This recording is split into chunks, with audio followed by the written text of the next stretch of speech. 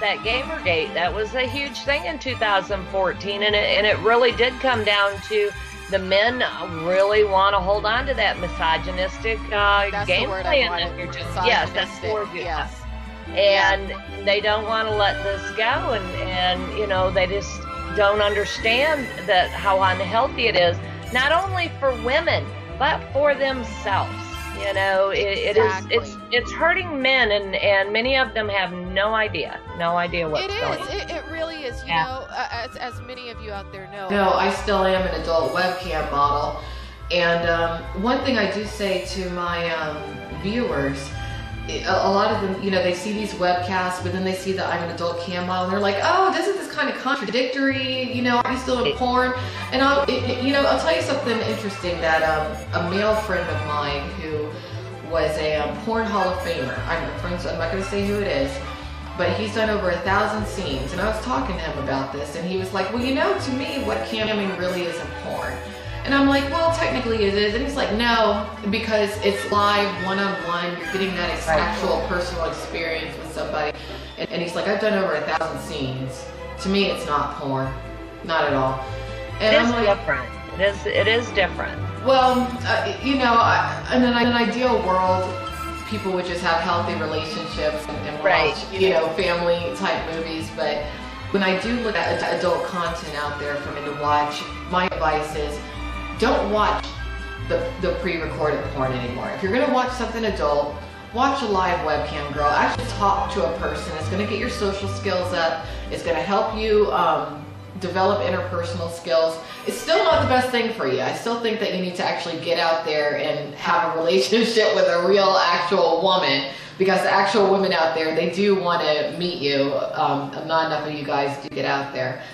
But the way I look... Yeah, because I mean, the thing with porn is porn and sex is not real. It's not real. It's very painful. It's a workout. And, you know, again, we have people out there trying to accomplish this just in everyday life, and they're getting hurt, or they're hurting other people because of the fact that it's, you know, this isn't real. At least with a cam girl, it is real. You're dealing, you know, one-on-one with a real person, and what she's doing is real activities.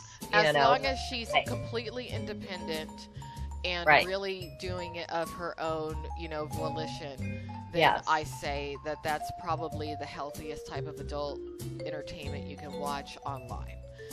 But then again, we still run into the situations of girls, both domestic and overseas, who are trafficked into the webcamming. As both you and I know about, there's porn girls who are forced to do it.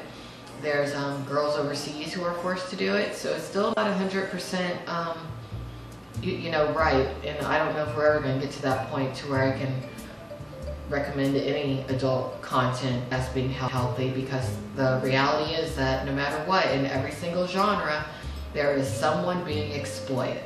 So. Right. Well, and we saw in CNBC this last week, and we'll get into them more in a minute. And that goes back to the good old Bob Greenblatt. Yeah. But you know, reporting that the new porn capital is Romania and Colombia.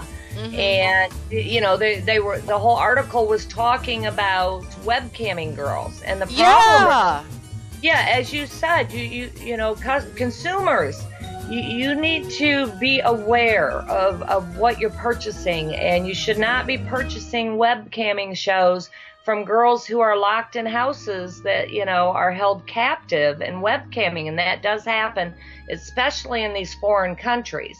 So I'm not real sure why CNBC is promoting, you know, webcamming out of Romania and Colombia, because these are two countries that are well known for human trafficking and sex trafficking, and these girls get locked up in these houses and they never get to come out again. Exactly. Right.